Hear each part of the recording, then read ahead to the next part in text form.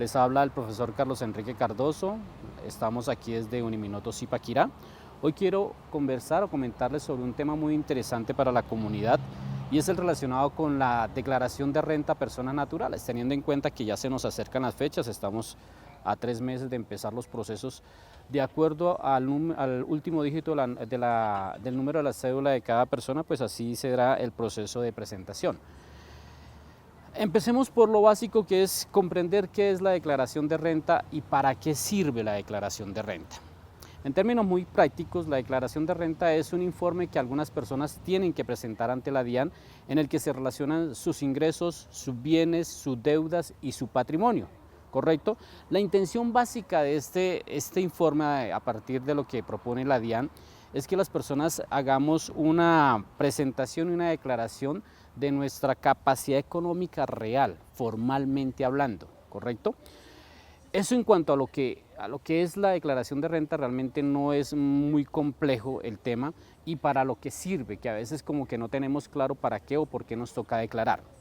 En segundo segundo punto, es quiénes están obligados a declarar. De acuerdo al artículo 592 del Estatuto Tributario, allí se establecen algunos criterios que hay que considerar para determinar si somos o no responsables de la declaración de renta, si estamos obligados o no. Básicamente lo podemos resumir en 5 puntos. El primero es si al término del año que estamos presentando declaración, que en este caso sería el 2024, si del 1 de enero al 31 de diciembre nuestros ingresos superaron los 65.892.000 pesos, estaríamos obligados a hacerlo. En segundo momento sería nuestro patrimonio. Si nuestro patrimonio al cierre del 31 de diciembre del 2024 superó o estuvo por encima de los 211.792.000 pesos. Por otro lado, las compras o los consumos a través de tarjeta de crédito, si estos superaron los 65.892.000 pesos, si los reportes de compra que nos han hecho terceras personas ante la DIAN superan este mismo monto, los 65.892.000 pesos, y por último, si las consignaciones o las transferencias bancarias de nuestras cuentas de forma acumulada superan esta cifra, los 65.892.000 pesos. Esos serían los criterios que debemos de tener en cuenta para saber si somos o no responsables de la declaración de renta. Con solo uno que lleguemos, digamos que a cumplir, con ese solo hecho ya somos obligados o estamos obligados a hacer la declaración de renta. Ese sería el segundo punto. En el tercer punto, ¿cómo se hace la declaración? Que a veces como que esto genera un poco de temor ante las personas y bueno, y estoy obligado a declarar y ahora ¿qué hago? Es muy sencillo el proceso. Básicamente lo primero que hay que hacer es ciertamente constatar que estamos obligados a declarar. Una vez que tenemos certeza de ello, entonces recabamos la información a través de documentos, de toda la información que necesitamos soportar en este informe, en la declaración de renta. Llámense certificados de ingresos, certificado de ingresos y retenciones, certificado de deudas y cualquier otro documento que nos sirva como soporte a la declaración de renta.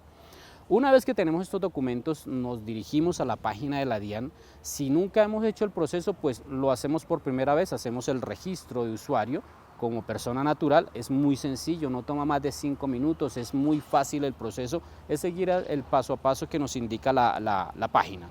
Una vez que estamos allí en la página, vamos a utilizar el formato 210, que es el de declaración de renta a personas naturales, pero hay que considerar algo. La DIAN en algunos casos, para algunas personas, genera una declaración sugerida. Esa declaración sugerida pues nos sirve como, digamos, como punto de partida para la generación de nuestra declaración real. Allí vamos a seguir el paso de acuerdo a las cédulas que están establecidas dentro del formato 210. Una vez que hemos diligenciado esto y que lo hemos revisado, entonces procedemos a hacer la firma y la presentación de declaración electrónica. Realmente es muy fácil el proceso porque no tenemos que dirigirnos a ningún lado, ni a la DIAN, ni a ningún centro como tal para hacer el proceso de declaración. Lo que sí es recomendable es que nos asesoremos con personas que tengan conocimiento sobre el proceso para no cometer errores, ¿correcto? Si de este proceso, si el proceso de presentación surge la obligación de pago alguno sobre el impuesto, pues entonces tendremos que hacer el posterior pago, que también lo podemos hacer a través de la plataforma de la DIAN. Básicamente esto es lo que tendríamos que hacer si nos toca hacer la declaración, ¿correcto? Ese sería el tercer punto. Como cuarto punto, vamos digamos que aclarar un poco sobre los mitos que han surgido en torno a la declaración de renta. El primero y el más común es si declarar necesariamente porque yo declare debo de pagar impuestos. No, no necesariamente.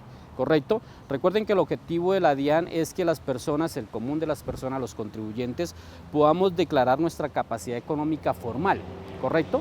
Y en la mayoría de los casos de las personas naturales no tienen que pagar impuestos, simplemente tienen que cumplir con la obligación formal, ¿correcto? La obligación tributaria tiene esos dos componentes, la obligación formal y la obligación sustancial. En este caso, la mayoría de las personas no tienen que cumplir con la obligación sustancial, que es el pago. Ese sería el primer mito. El segundo mito es si declarar significa ya pagar. Ese también es un error que a veces suelen cometer. Si de la presentación de la declaración se desprende un pago alguno del impuesto de renta, yo debo de hacer el pago, porque eventualmente, vencidos los términos que nos da la DIAN para hacer el pago como tal del impuesto, si yo no hago el pago, eventualmente esa declaración se va a considerar como no presentada y eso pues va a acarrear situaciones como sanciones o multas por no presentación, ¿correcto? Tercer mito, si la declaración, si yo presento por una sola vez la declaración, ¿de aquí en adelante estoy obligado para el resto de mi vida a presentar declaración? No, no es así. Cada año yo tengo que verificar y validar que realmente cumplo al menos uno de los criterios que establece la norma para ser declarante, ¿correcto? Para estar obligado a declarar.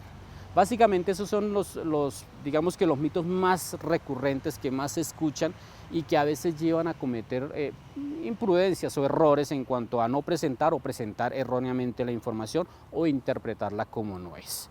La recomendación, como siempre, de Un Minuto es: vayamos a hacer los procesos como son, busquemos la asesoría adecuada y cumplamos con los requisitos. Realmente esto no es digamos que no es una situación fuera de contexto. Cada día la base de personas que están obligadas a declarar se va ampliando porque, insisto, el objetivo de la DIAN es poder detectar o determinar esa capacidad económica que tienen las personas en un momento dado.